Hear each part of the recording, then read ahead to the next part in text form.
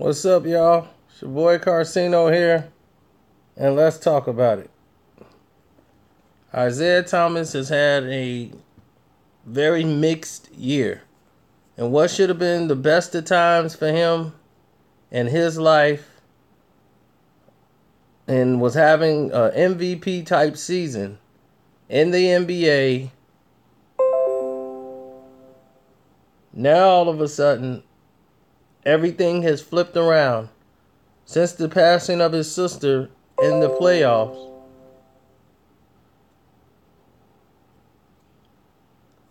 Ever since her passing, and he decided to come and play anyway and lead the Boston Celtics to the Eastern Conference Finals. He comes in and then gets traded. And now there's more to the story ever since this surprise trade. I told you, Isaiah Thomas is in a different situation than everybody else. Kyrie wanted to leave Cleveland. Isaiah Thomas was not willing or wanted to leave Boston. So the trade was a surprise for him.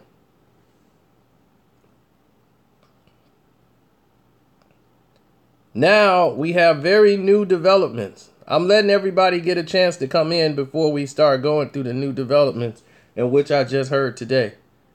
So I'm letting everybody get in here because everybody seemed to go, "Oh, wow, what's up?" And next thing you know, you'll hear it on the news. And everybody be like, "Wow, who said it first?" So I'm here to let everybody know. I didn't put it in the title because I didn't want nobody doing anything other than. So when everybody get in here, everybody's filling in. So we're going to go right to it.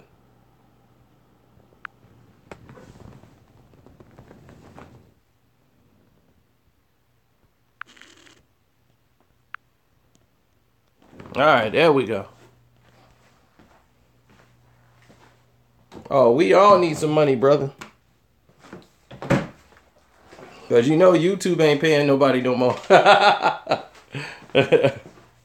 So if you ain't making no money, you ain't making no money.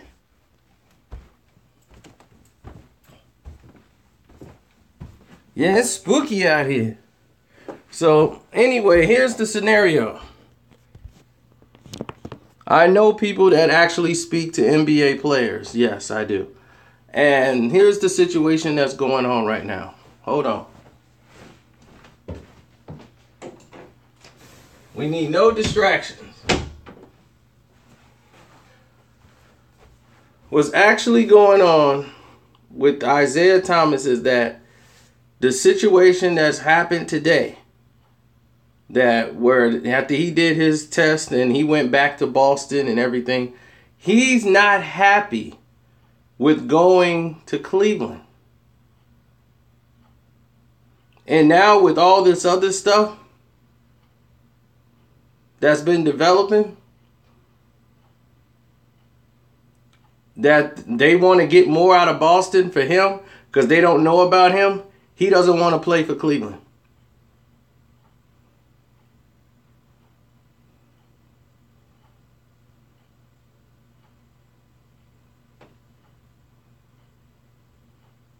Not to say that he don't, I'm telling you emotionally, he's not in the basketball right now. He's not feeling Boston, he's not feeling Cleveland, he's not really feeling basketball right now.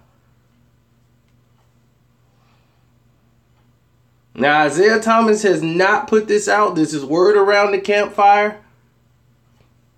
But he's not happy with how these developments have happened within the past couple of days.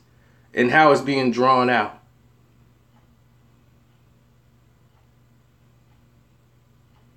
I doubt he retires because you don't retire when you're going through a contract season.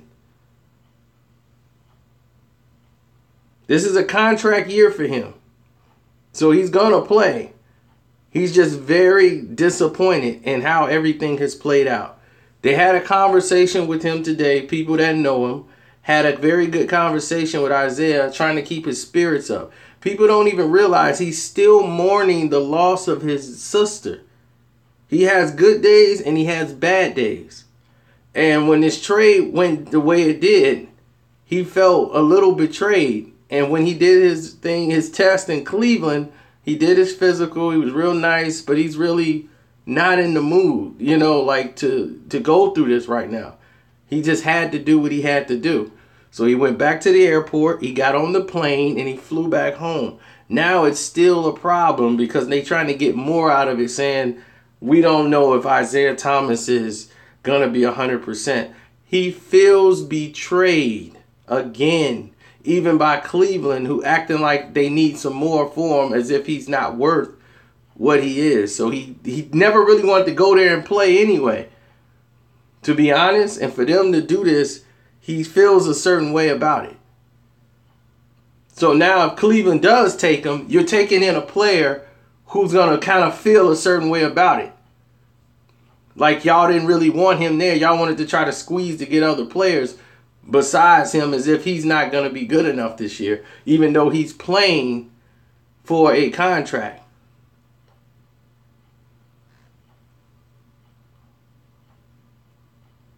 He's in a contract year. You think Isaiah Thomas is not finna give you everything he's got? He wants a max deal. He's going to give you everything he got. And then you're going to question, is he going to be able to play? Of course he's going to be ready to play. But now, if you Cleveland, you've just disrespected this man.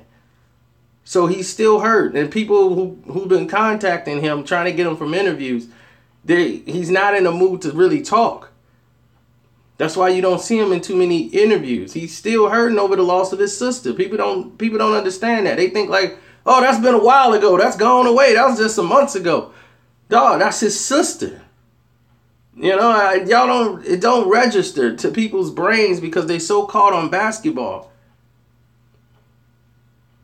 And people talking about he's not going to be 100%. They keeping his name in the press when he really should have been not in the press like this. The trade was a surprise for him. And the way they've handled this, Cleveland, they really disrespected this man 100%.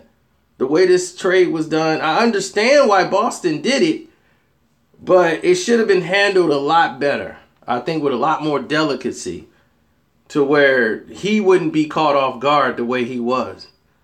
See, Kyrie is different. Kyrie's in a situation where, hey, he wanted out. He wanted to leave. So this is perfect for him. Everybody knows his direction. There's no surprise about him being traded.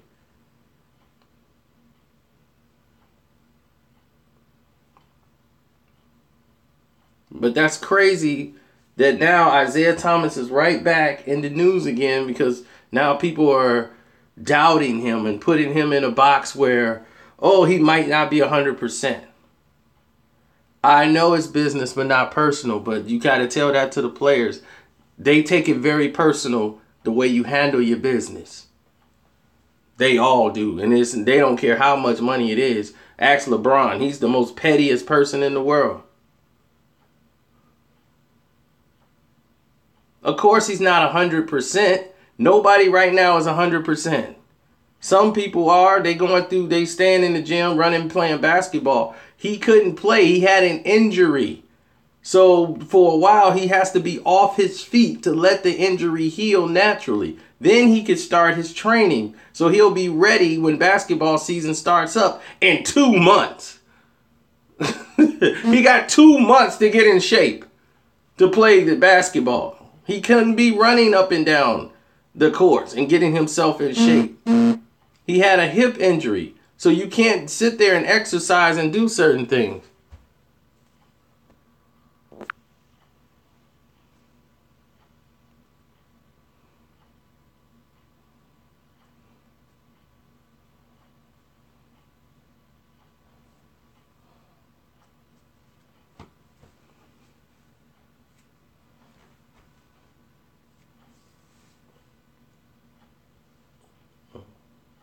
A lot of people are going to blame LeBron.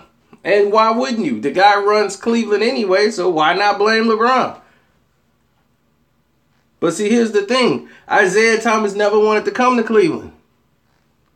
Cleveland was not the place he chose to go. And when people talk to him today, they called and asked him, how are you doing?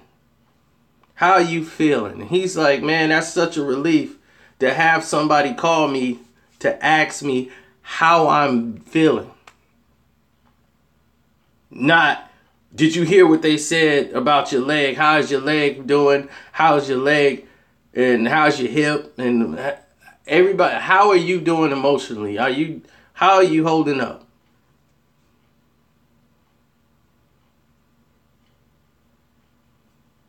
You know, he got people that call that's really concerned about him.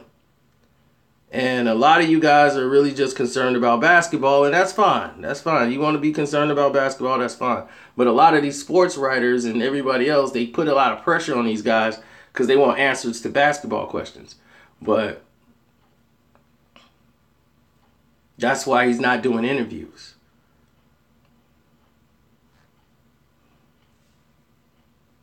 And this guy went from having an MVP quality year. He had an MVP type season. I know his business. I would have traded Isaiah Thomas for Kyrie Irving. I told you that. I would have made that trade. He's too small, I think, for the position, and I don't think he can lead us to an NBA championship. I would take Kyrie Irving because I think I have a better chance with Kyrie Irving as a better ball handler, and he's a better scorer or just an equal scorer in that position, and he's a better defender.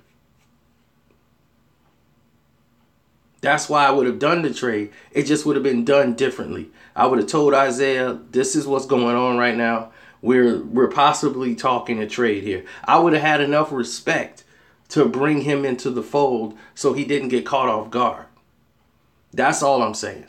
There's a way business is done, but there's a certain way you handle business and conduct it that is a lot different.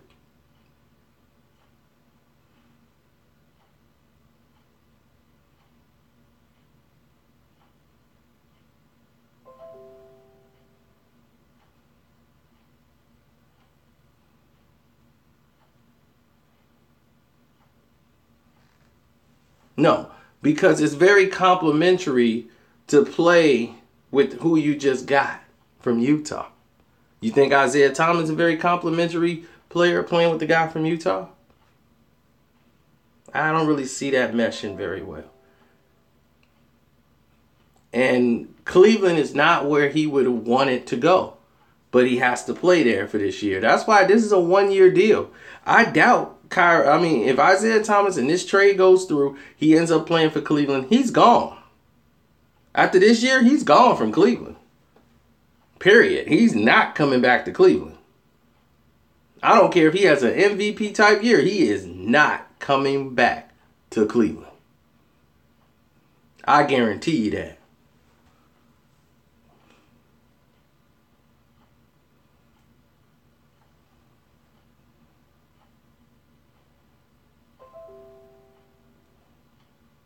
But it was very disrespectful how they handled the man. He would go anywhere, a place where he could be respected. But he don't feel like he's been treated with any respect right now from either Boston or Cleveland.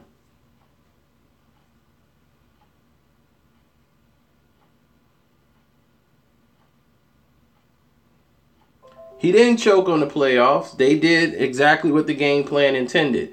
Kyrie Irving and Iman Sherbert and J.R. Smith worked together in a game plan to trap Isaiah Thomas. Isaiah Thomas cannot see around a lot of double teams. People forget that in the game one, he had a lot of turnovers in that game because he was trying to pass out of the double teams. And as a point guard, when you got two guys coming at you, you got to advance the ball. But Isaiah Thomas is a scoring two guard, so he's always looking for a way to get his shot off. The way when it's basic basketball, two guys come at you, that means one guy's open. So that guy has to get ahead. So you have to advance the ball ahead quickly So now you got a game of 4-on-3. It's 4 y'all on 3 because the 2 are behind you with the 1. So you got a 4-on-3 situation in your advantage. You have to learn how to play basketball.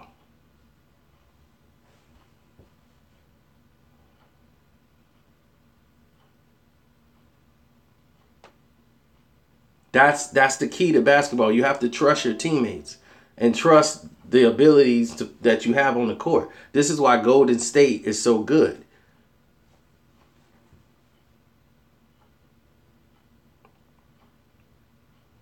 Why would they cut to the basket when he's at the past the 3-point line getting double teamed? All they have to do is be ahead of the double team, and you have to get the ball to the guy, but he can't see over those guys. So he has to be able to see. So they got to come back to the ball. Watch the games and you'll see what I'm talking about. You'll see that happen a lot during the Eastern Conference Finals, especially game 1. This is how they played defense on him, and they forced everyone else to try to beat them. The other guys had to hustle and get back to the ball and get to a space where Isaiah Thomas could see them. He can only see from side to side. He's not tall enough to see over these guys. So when they come over him, and he's got to either try to get around them quick so he can see to get the ball around to somebody.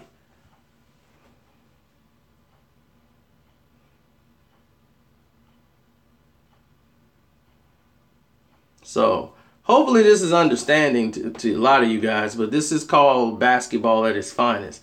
And this is why a lot of teams in the 80s and 90s would have destroyed teams of today, because they don't understand the fundamentals of basketball. But only when LeBron sat in the barbershop with a bunch of other players and other people who never played before, like Steve Stout and all these other bums, talking about, man, there's so many players in the league that don't even know how to play basketball. I'll be like, yeah, you one of them. You're one of them sitting in this barbershop chair. You was in the league for how many years and didn't know how to play the game?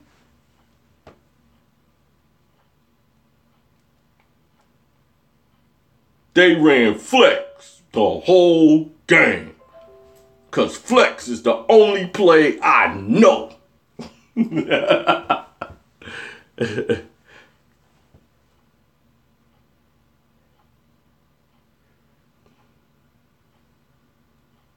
Right, 6'9" and can't post. Name a 6'9" guy who can't even post up.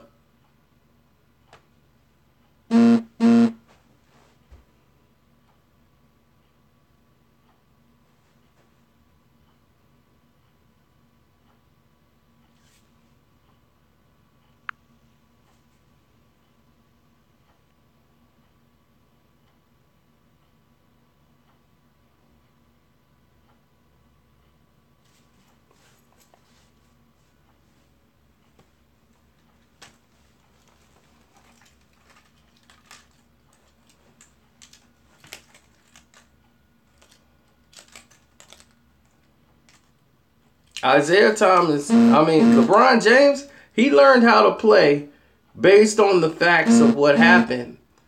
He learned how to play as far as understanding the game of basketball. He learned how to play and learned like what defenses was doing to him once he got to Miami. Now, how many years did he play in Cleveland?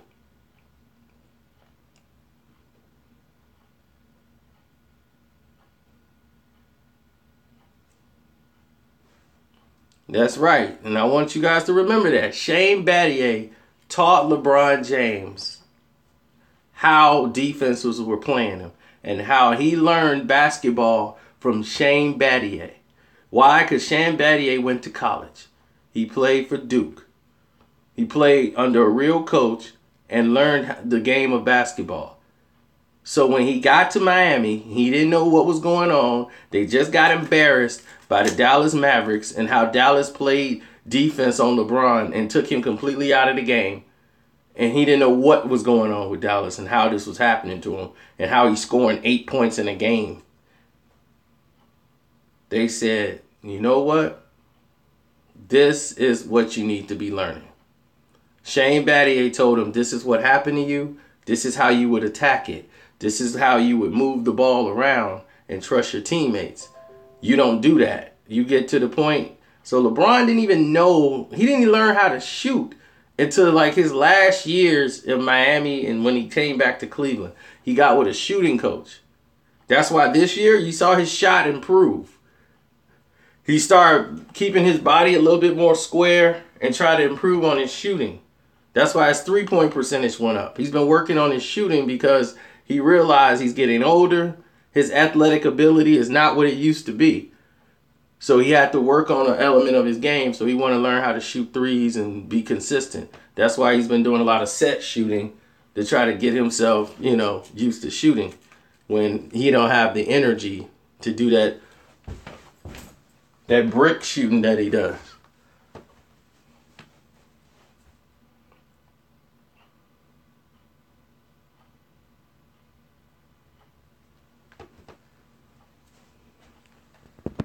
Believe me, if LeBron James was Kobe, I would tell you he was the greatest or he's outstanding. Now with Kobe Bryant, did I tell you Kobe was sucked? Kobe wasn't great? Kobe, I tell you, no, that's the real deal. Kobe Bean Bryant is for real. No doubts about it. When they were comparing him to Michael Jordan, I said, oh, wait a minute. That's a comparison. He's in that category. He's in that room. That's Kobe Bean Bryant. He's for real. He's for real. He was in his 30s guarding point guards, playing defense on point guards, shutting them down. He was playing D on everybody. Crazy. Giving everything he got on the floor. Breaking his legs, ankles, his body tearing down because he was playing that way. That's Kobe Bean Bryant, bro. He was about that one-on-one playground basketball, whatever. He was about it. He mentally, you wasn't going to break him mentally on the court. No Punk and Kobe. That was a true one. Now, when they come along, I will tell you. I ain't going to lie to you. I'm going to tell it to you right.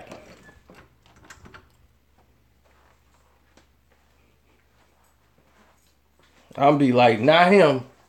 He's the truth. That's Kobe Bean Bryant. Show some respect. If you would please. That's the Black Mamba.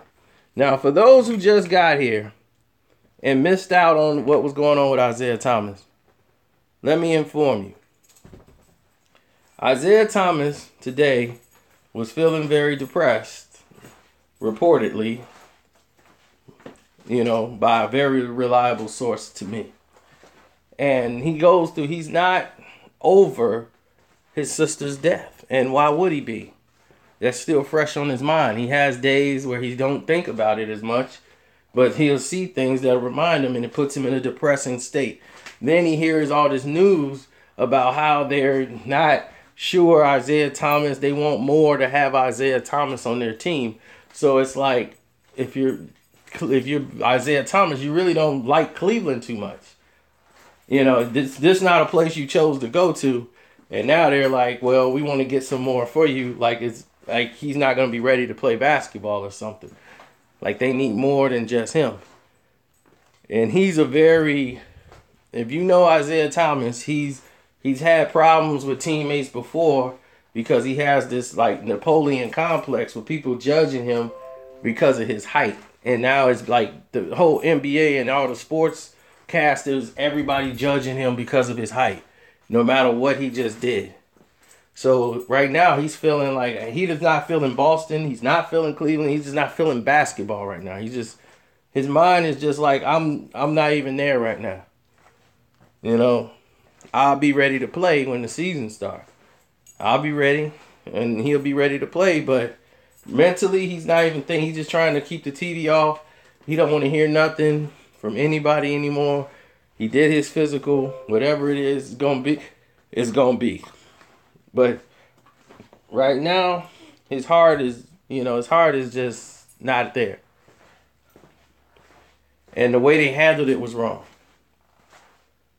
He's not going to retire. It's a contract year. You don't retire when you're getting ready to make $100+ million.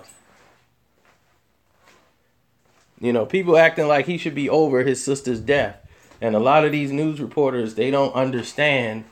To them, it's just a job. You know, they don't, they just want to know, well, what do you feel about your hip? That's why he's not doing interviews. Have you seen an Isaiah Thomas interview?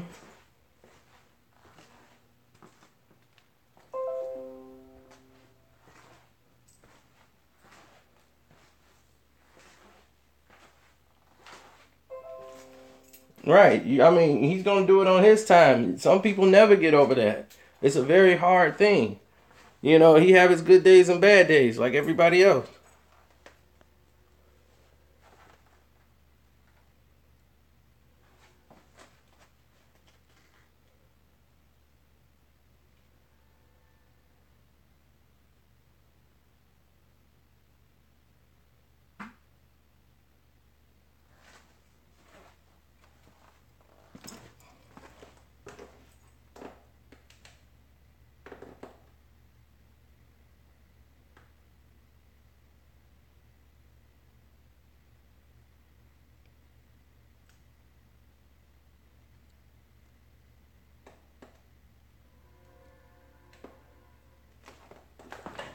Oh, the year they lost that year?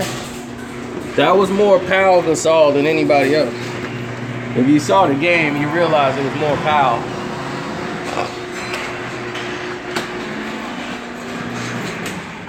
Powell Gasol was out of his mind at that time. So Powell...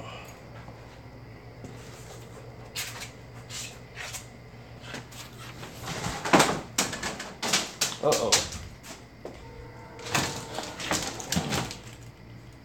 Sorry about that.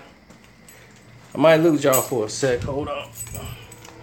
I gotta switch off the Wi-Fi because I'm leaving the crib. But, oh, thank you. I appreciate that.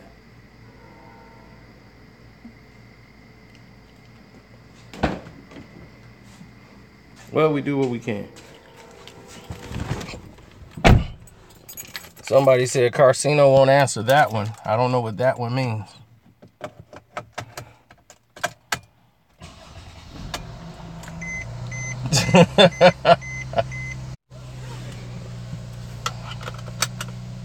Ah, that's funny. Somebody said, here comes the Euro trash. They probably mad they had to pay out all that money. And count them. But that's why I told you about Isaiah Thomas's sister. Because right now he's feeling like Boston is disrespecting him. I mean, what do y'all think? Do y'all think Cleveland and Boston has totally disrespected Isaiah Thomas?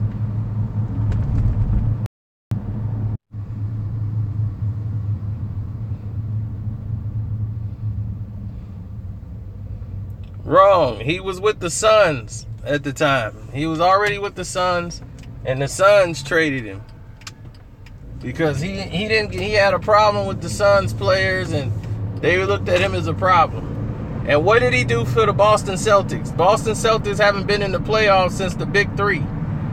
They went from the Big Three to the lottery. And once Doc was gone, everybody was gone, they went to the bottom of the cellar. Isaiah brought them back to selling out. The Boston Garden is getting sold out. Everybody like, whoa, we back in business. So don't act like he didn't do anything for Boston. Like they did, they gave him an opportunity. Like he didn't do anything while he was there. Matter of fact, he put himself in a position where y'all were able to get Kyrie Irving. Now people are looking at NBA Finals for Boston. So, number 1 seed. I mean, he was there a season and a half. In a season and a half, look at the imprint he left on the Boston Celtics.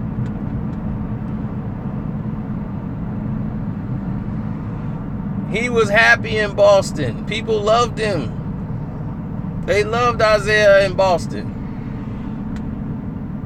And for all of that to happen, after the season, he's going to go to a team that wants him. He's going to look for a max contract. He's going to be looking at either a $130 million contract or $160, depending on what happens this year. Let's say the same numbers he did last year. I'm not going to sit here and tell you Isaiah Thomas is the sweetest person in the world. He's not. He does have a Napoleon complex. He does not like to be judged off his height, and he's very tough, and he had to be that way. He's a tough guy, tough, strong mentality. He's got a tougher mentality than LeBron James. He's no punk. There's no punk in Isaiah Thomas. Just like the person he's named after.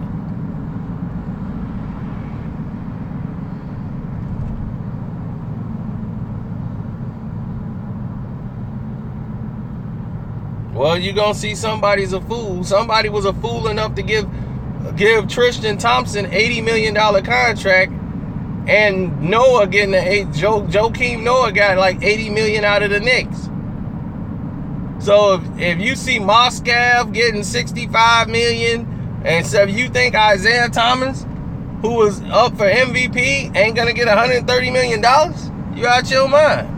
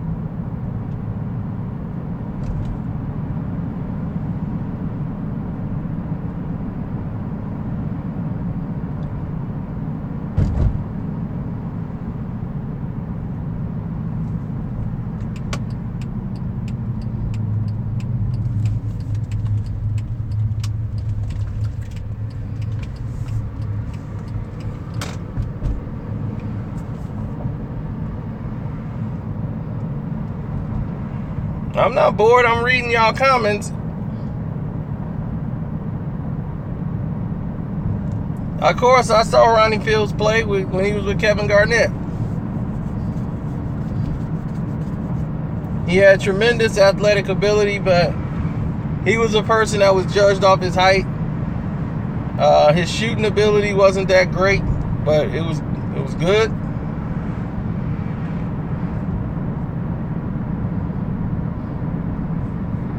I'm just telling you what they weren't and how they handled the situation. I'm not saying they shouldn't have traded Isaiah Thomas. I told you, for that, getting Kyrie Irving, I would have definitely traded Isaiah Thomas. Because Kyrie don't even have to bring the ball up all the time.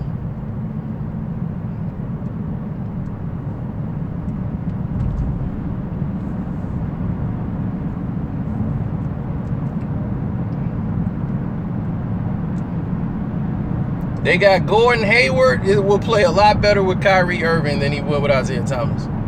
I think that system works a lot better. People don't realize that's Gordon Hayward's college coach. The head coach of Boston Celtics was his college coach. So that's why he went to Boston, because he has a chance to be a star and play for the main market instead of playing in Utah, you know. He lives in California. He's like, look, man, I want to be on the big stage. Boston is always known for having talent, but they always got to have a white guy on the team. Like when they had Scalabrine on the team. They got to have one. Then they had the old wild head guy with the long hair, Old Nick or whatever. They got to keep one of those guys in there for people in Boston to root for. Even if they come in for like 10 seconds. Now you got one that could actually play. Instead of having them be a sideshow freak.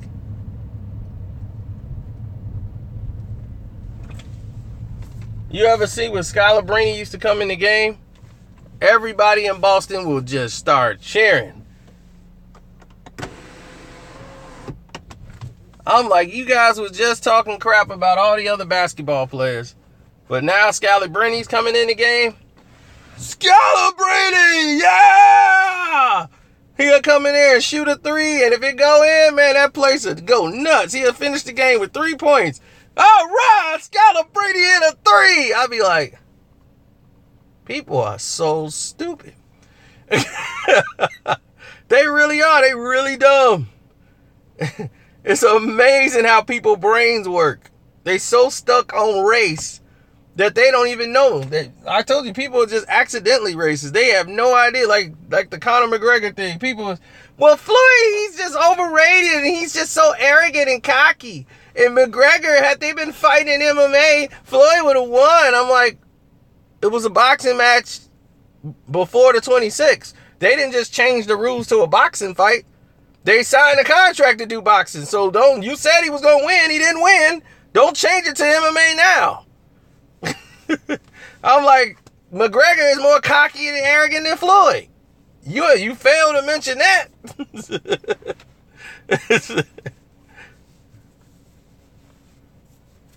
Oh, Christine Lay. Oh, I'm going to get on her tomorrow. Oh, y'all wait till y'all see that video. YouTube going to find a way to hate on me for that too. But, oh, yeah, let me get out of here. I'm behind schedule.